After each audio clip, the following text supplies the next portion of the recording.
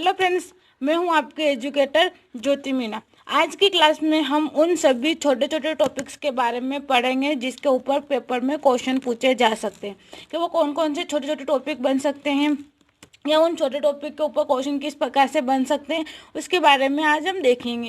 ये छोटे छोटे टॉपिक्स कुछ जैसे वायराइड्स, प्रियोन, माइकोप्लाज्मा, इसके ऊपर भी कुछ स्मॉल क्वेश्चन होते हैं, उनके ऊपर कुछ छोटे छोटे क्वेश्चन पूछे जा सकते हैं जिसके बारे में हम आज देखेंगे। फर्स्ट है माइकोप्लाज्मा। माइकोप्लाज्मा का सामान्य लाक्षणिक विशेषता के बारे में देखेंगे आज। माइकोप्लाज्मा का सामान्य लक्षण, या माइकोप्लाज्मा के सामान्य लक्षण कैसे होते हैं, उसका वर्गीकरण किस प्रकार से होता है, वो आज हम इसमें देखेंगे। आंसर देखते हैं इसका। माइकोप्लाज्मा की सामान्य लाक्षणिक विशेषताएं निम्न प्रकार हैं। फर्स्ट है इसका, यह अत्यंत सूक्ष्म, अचल तथा प्रोकैरियोट्स जीव होते हैं जो परजीवी या मर्तोपजीवी होते हैं। जो माइकोप्लाज्मा होता है वो अत्यंत सूक्ष्म होता है, अचल होता है, और वो मर्तोपजीवी या परजीवी दोनों हो सकते हैं, या फिर या तो मर्तोपजीवी होगा या फिर परजीवी हो सकता है। अगला है इसमें कोशिका भित्ति का अभाव होता है। जो माइकोप्लाज्मा होता है इसके ऊपर कोशिका भित्ति नहीं पाई जाती है। थर्ड, इसका इलेक्ट्रॉन सूक्ष्मदर्शी संरचना जीवाणु की भांति होती है। जो माइकोप्लाज्मा होता है इसको अगर अपन इलेक्ट्रॉन सूक्ष्मदर्शी की सहायता से देखें तो उसका स्ट्रक्चर या उसकी संरचना जीवाणु या बैक्टीरिया के समान दिखती है।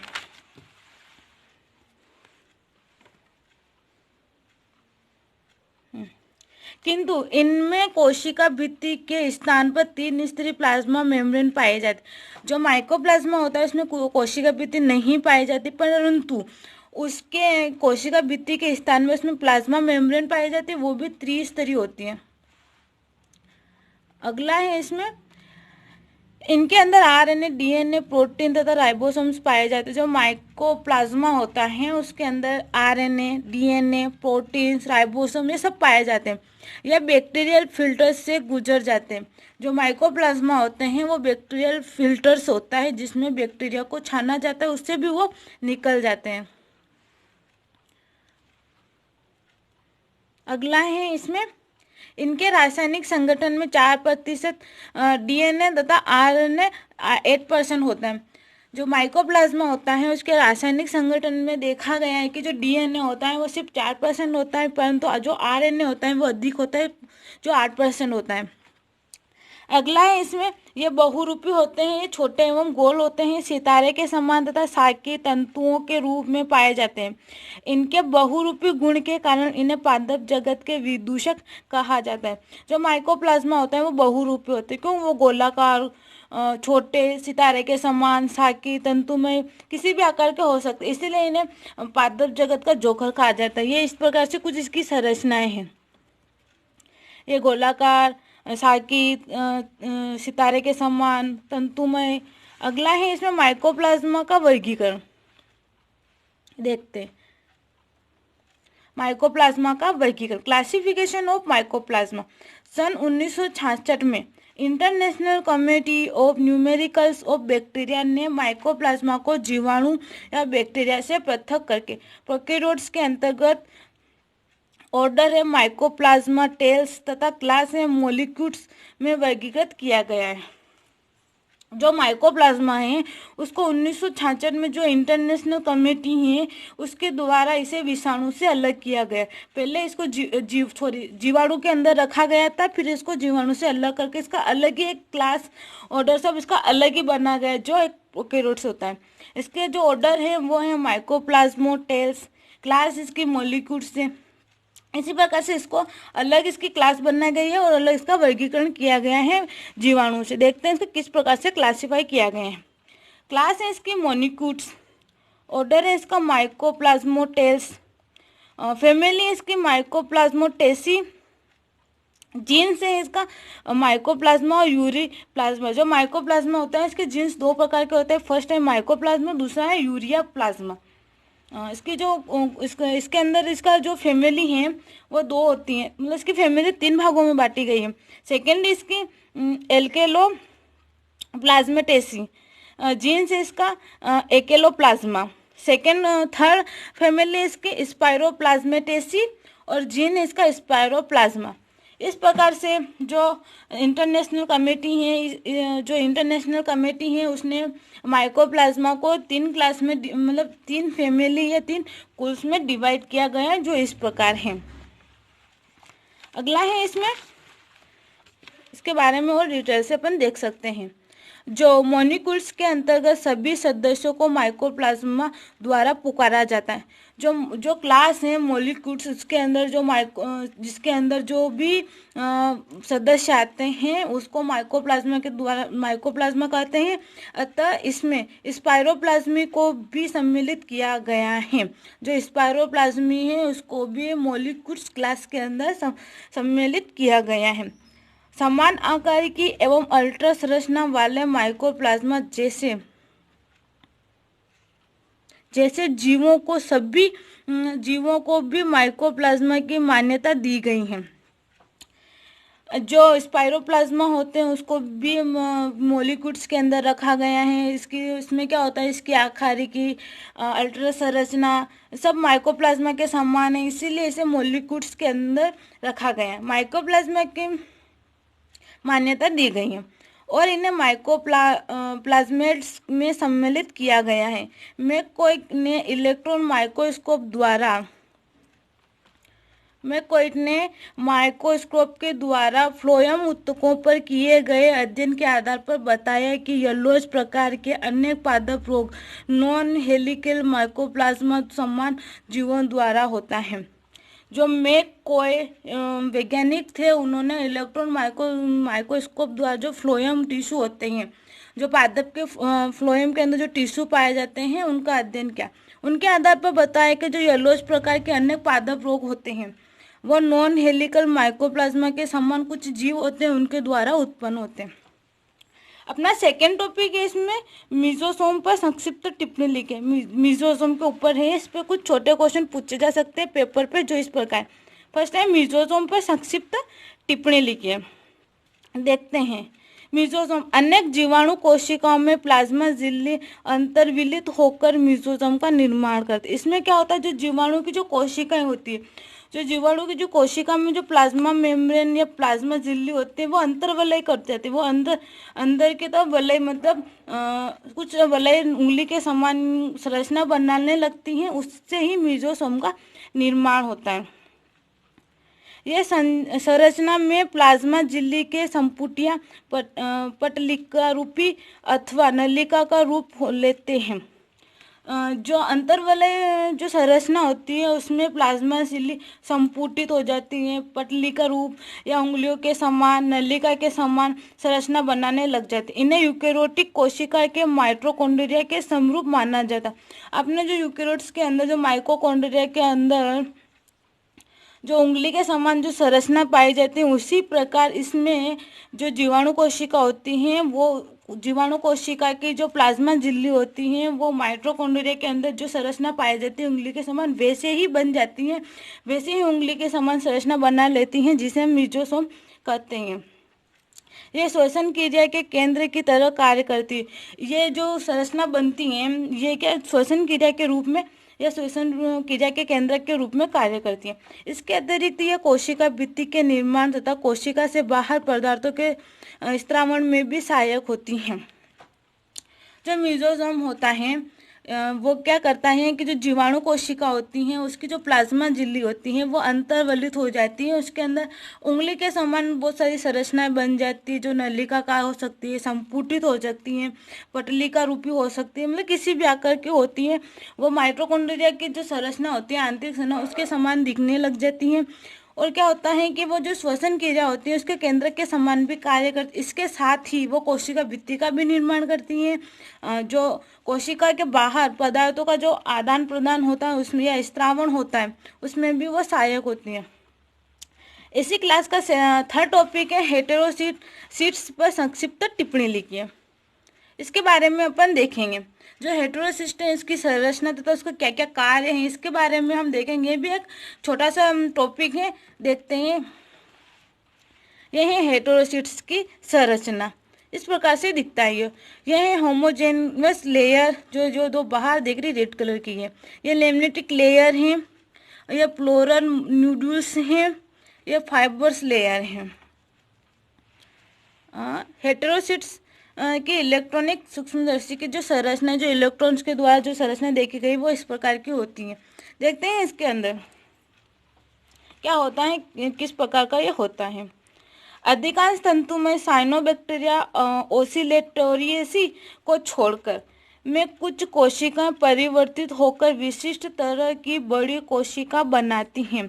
अधिकांश जो साइनोबैक्टीरिया होता है उसके अंदर क्या होता है, जो कोशिका होती है वो तंतुवत होकर एक परिवर्तित संरचना बना लेती है, एक विशिष्ट प्रकार की बड़ी सेल्स बना लेती हैं जिसे हेटेरोसिट्स कहते हैं। ये अंतस्थ एवं अग्रस्त जो इंटर कैलोरी एवं एपिकल तरह की होती हैं। इनकी बाह्य भित्ति दो स्तरीय होती हैं। बाहरी भित्ति मोटी तथा पेक्टिक पदार्थ की बनी होती है। जो हेटेरोसिट्स जो संरचना बनती है कोशिका की, उसकी जो बाहरी भित्ति होती है वो दो लेयर की होती है, दो स्तरीय होती है। जो सबसे बाहर वाली भित्ति होती है वो मोटी होती है, पेक्टिक नाम का एक पदार्थ होता है जिसकी बनी होती है। जबकि अंदर की जो भित्ति होती है, अंदर की जो भित्ति होती है वो पतली एवं सेल्यूलोज की बनी होती है। अंदर की जो भित्ति होती हैं वो पतली तथा सेल्यूलोज की बनी होती हैं। इनमें दोनों ध्रुव पर बटन के समान संरचना होती हैं, जिसे पोलर न्यूडल्स कहते हैं। एपिकल हेटेरोसिट्स में ट्राइकोम की तरह केवल एक पोलर न्यूडल्स होता है। विकसित हेटेरोसिट्स केरोटीन की अधिकता के कारण पीले होते हैं। इनमें फोटोसिंथेसिस लेमिली होती हैं पर फोटोसिंथेटिक वर्णक नहीं होता। विकसित हेटेरोसिट्स का अपने समीपस्थ कोशिकाओं से संपर्क समाप्त हो जाता है। जो हेटेरोसिस्ट होती हैं उसके अंदर की भित्ति पतली होती है, सेल्यूलोज की बनी होती है। इसकी दोनों ध्रुवों के ऊपर एक बटन के समान संरचना होती है जिसे हम पोलर न्यूडल्स कहते हैं। केवल पोलर न्यूडल्स में एक ही होता है। विकसित जो परिपक्व या जो विकसित हेटेरोसिस्ट होता है इसमें केरोटीन की अधिकता के कारण वो पीले रंग का दिखने लगता है। इसमें फोटोसिंथेसिस लेमिली पाई जाती है लेकिन फोटोसिंथेसिस वर्णक नहीं होता है। जो विकसित हेटेरोसिस्ट होता है वो अपने समीपस्थ या अपने समान या अपने पास जो कोशिका होती है उसे अपना संपर्क समाप्त कर देता है या समाप्त हो जाता है। हेटेरोसिस्ट के कार्य देखते हैं कि क्या क्या कार्य करता है सेल्स में। हेटेरोसिट्स के कार्य, हेटेरोसिट्स के प्रमुख कार्य हैं। यह एक प्रकार के मृत कोशिका होती हैं जो साइनोबैक्टीरिया तंतु के विघटन को प्रोत्साहित करती हैं। जो हेटेरोसिस्ट होती हैं वो साइनोबैक्टीरिया में एक मृत कोशिका की तरह होती हैं जो साइनोबैक्टीरिया में जो तंतु होते हैं ना उनके विघटन को प्रोत्साहित करती हैं, उसको बढ़ाती हैं। अगला है इसमें कुछ प्रजातियों में हेटेरोसिस्ट अंकुरित होकर नई तंतुओं का निर्माण करते हैं। कुछ प्रजातियों में हेटेरोसिस्ट क्या होता है, अंकुरित होकर नए तंतुओं का निर्माण करते हैं क्योंकि वो प्रजाति को बढ़ाने या उसकी संख्या को बढ़ाने में भी मदद करते हैं। थर्ड है इसका कुछ प्रजातियों में हेटेरोसिस्ट बीजाणु की तरह कार्य करते हैं तथा कुछ में यह एकाइनिट्स का निर्माण करते हैं। जो हेटेरोसिट्स होते हैं वो अलग अलग प्रजाति में अलग अलग तरह का कार्य करते हैं। कुछ प्रजातियों में बीज के समान कार्य करता है तथा कुछ प्रजातियों में अंकुरित होकर उनके तंतुओं का निर्माण करता है तो किसी में यह बीजों की तरह कार्य करता है तथा एकाइनिट्स का निर्माण भी करता है। फोर्थ है इसमें कुछ साइनोबैक्टीरिया में या नाइट्रोजन स्थिरीकरण में सहायक होते हैं। जो हेटेरोसिट्स होते हैं वो कुछ साइनोबैक्टीरिया होते हैं उनमें नाइट्रोजन स्थिरीकरण में भी ये सहायक होते हैं। इसी क्लास का फोर्थ टॉपिक है अपना या फोर्थ पॉइंट है अपना प्रियोन। मतलब प्रियोन से आप क्या समझते हैं, यह क्या होता है, इसके लक्षण कैसे होते हैं, इसके बारे में अपन आज देखेंगे। प्रियोन, आज हम प्रियोन के बारे में देखेंगे। मनुष्य एवं अन्य जानवरों में कुछ बीमारियां ऐसी हैं जो कुछ एक खास तरह के संक्रमणकारी प्रोटीन द्वारा फैलती हैं। ऐसे प्रोटीन प्रियोन कहा जाते हैं। मनुष्य में फ्यूजफेल्ड जैकब रोग, गायों की मेड काउ रोग, बिल्ली में इन्फेजोलिप्थी रोग आदि प्रियोन जनित होते हैं। प्रियोन का मतलब ये होता है कि जो कुछ बीमारियां ऐसी होती हैं जो प्रोटीन से होती है। मतलब प्रियोन का मतलब होता है प्रोटीन, हानिकारक प्रोटीन। मनुष्यों, अन्य जानवरों में कुछ ऐसे हानिकारक प्रोटीन्स होते हैं जिसके कारण कुछ बीमारियां होती हैं या वो संक्रमित हो जाते हैं, उसे हम प्रियन कहते हैं। जैसे मनुष्यों में फ्रूजफेल्ड जेकब रोग होता है, वो भी एक हानिकारक प्रोटीन के द्वारा होता है। गायों में मेड कार्ग रोग, ये भी एक प्रोटीन के कारण होता है। बिल्लियों में इंसेफेलिपैथी रोग होता है, वो भी प्रियन जनित होता है। प्रियन के लक्षण क्या होते हैं, कैसे वो दिखते हैं, कैसे पता लगाया जा सकता है कि ये कुछ प्रोटीन के द्वारा संक्रमित है, मतलब प्रियन के द्वारा। प्रियन एक प्रकार से प्रोटीन स्वभाव के संक्रमणकारी कण हैं जिनके लक्षण गुण निम्नलिखित हैं। प्रियन कुछ प्रोटीन के कण स्वभाव के ही कण होते हैं जो संक्रमणकारी या हानिकारक होते हैं। यह उच्च तापमान 90 डिग्री सेल्सियस तक पर भी निष्क्रिय नहीं होते। जो प्रियन या जो प्रोटीन होते हैं हानिकारक प्रभाव स्वभाव के, वो 90 डिग्री सेल्सियस पर भी निष्क्रिय नहीं होते हैं, उस टाइम पे भी वो क्रियाशील या सक्रिय ही रहते हैं। सेकेंड है इसका, ये विकिरण उपचार द्वारा निष्क्रिय नहीं किए जा सकते। इनको किसी भी विकिरण द्वारा निष्क्रिय नहीं किए जा सकते हैं, ये सक्रिय ही रहते हैं, इसको किसी भी प्रकार से अपन निष्क्रिय नहीं कर सकते।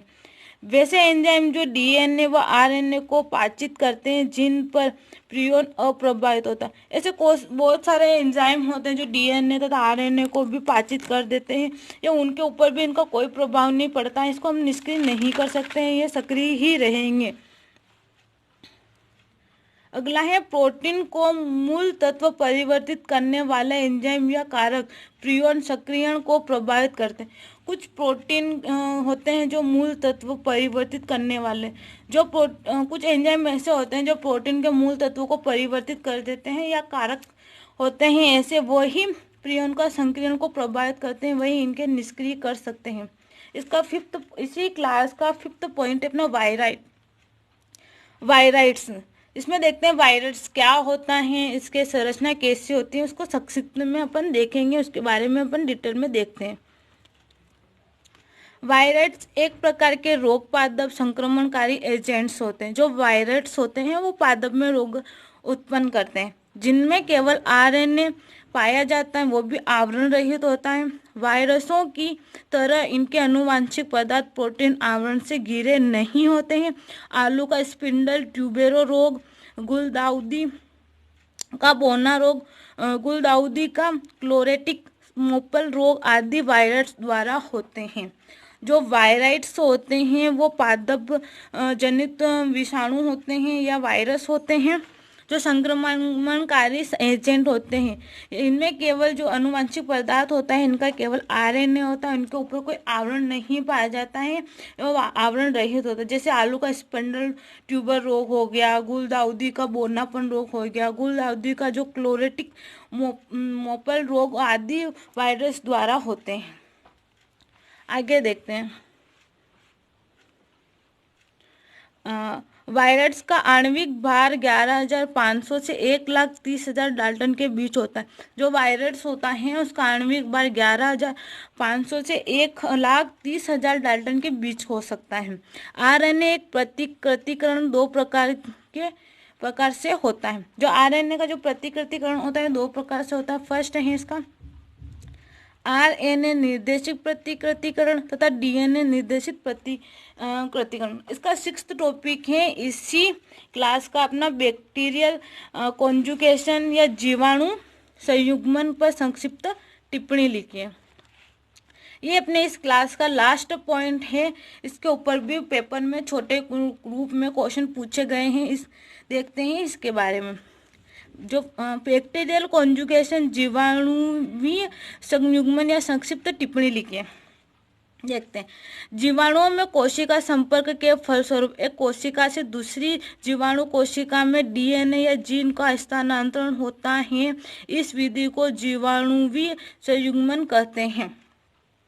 इसकी खोज लेडबर्ग एवं टेटम ने ई कोलाई में की थी। जो जीवाणु की जो कोशिका होती है वो कोशिका के संपर्क के फलस्वरूप, मतलब एक कोशिका एक दूसरे के संपर्क में रहती है, तो उसके फलस्वरूप जीवाणु कोशिका में जो डीएनए होता है वो ऐसे ही एक्सचेंज होता है, अपने संपर्क में आने वाले कोशिका में अपना डीएनए या जीन स्थानांतरित कर देता है। इसी विधि को जीवाणुवीय संयुग्मन या बैक्टीरियल कंजुगेशन कहते हैं। जो लेडरबर्ग हैं उन्होंने लेडरबर्ग एवं टेटम ने ये इसकी खोज ई कोलाई बैक्टीरिया के अंदर की थी। इस विधि में जो F1 एवं F- दो प्रकार की कोशिकाएं जब संपर्क में आती हैं तो उनके बीच एक संयुग्मन नलिका बनती है। F एक तरह का प्लाज्मिड या सेक्स कारक है। इस विधि में क्या होता है कि जो F1 या F- मतलब एक पॉजिटिव और दूसरी नेगेटिव कोशिका होती है, जब उनके बीच में संपर्क होता है या उनके बीच में कॉन्जुगेशन होता है तभी वह संयुग्मित नलिका बनाती है। जब कहने का मतलब यह है कि जब प्लस और माइनस पॉजिटिव और नेगेटिव दो कोशिकाएं आपस में संयुग्मित होती हैं तो संयुग्मित नलिका बनाती है, एक ट्यूब टाइप संरचना बनाती है, जिसे बनाते हैं। जो एफ प्रकार की जो कोशिका होती है वह एक प्रकार की प्लाज्माइड या सेक्स कारक होती हैं। यह गोली या डीएनए है जिस पर कई जीन स्थित होते हैं। संयुग्मन नलिका F+ कोशिका में परिवर्तित हो जाती है। इसमें क्या होता है, जो एक प्रकार का प्लाज्मिड होता है, उसमें क्या होता है कि वह एक संयुग्मित नलिका बनाती है। उसमें क्या होता है, जो डीएनए होता है वो गोली होता है, जिस पर कई जीएनए स्थित होते हैं, इस पर जीन्स रहते हैं। जैसे ही संयुग्मित नलिका के बीच में संपर्क या कॉन्जुगेशन होगा दोनों ही सेल्स के बीच में, तो वो F पॉजिटिव सेल्स में परिवर्तित हो जाती है। अगला है, देखते हैं इसका संयुग्मन की एक दूसरी विधि HFR संयुग्मन विधि है, जिसमें F प्लाज्मिड बैक्टीरियल क्रोमोसोम से जुड़ जाते हैं तथा जब निकलते हैं तो क्रोमोसोम पर स्थित जीन अपने साथ लेकर ग्राहित जीवाणु कोशिका में संयुग्मन नली से होकर पहुंचते हैं। इसमें क्या होता है कि जो HFR जो संयुग्मन विधि होती है, इसमें क्या होता है, जो प्लाज्मिड होता है वो बैक्टीरिया के क्रोमोसोम से जाकर जुड़ जाता है। प्लाज्मिड होता है ना, जो बैक्टीरियल क्रोमोसोम से जुड़ जाता है, उससे उसके क्रोमोजन जीन जो होता है उसका कॉन्जुगेशन हो जाता है, एक्सचेंज हो जाता है। फिर जब वो बाहर निकलता है, जब अपने ग्राही जीवाणु कोशिका से बाहर निकलता है, तो जो उसकी संयुग्मन नलिका होती है जो F कोशिका से बनी होती है उससे वो बाहर निकल जाता है। इस प्रकार से बैक्टीरियल कॉन्जुगेशन होता है। आपको ये क्लास पसंद आई हो, अगर समझ में आया हो तो लाइक शेयर करना ना भूलें। इससे रिलेटिव सारे नोट्स इस चैनल पर उपलब्ध हैं। आप नीचे दिए गए नंबर पर कांटेक्ट कर सकते हैं। Thank you so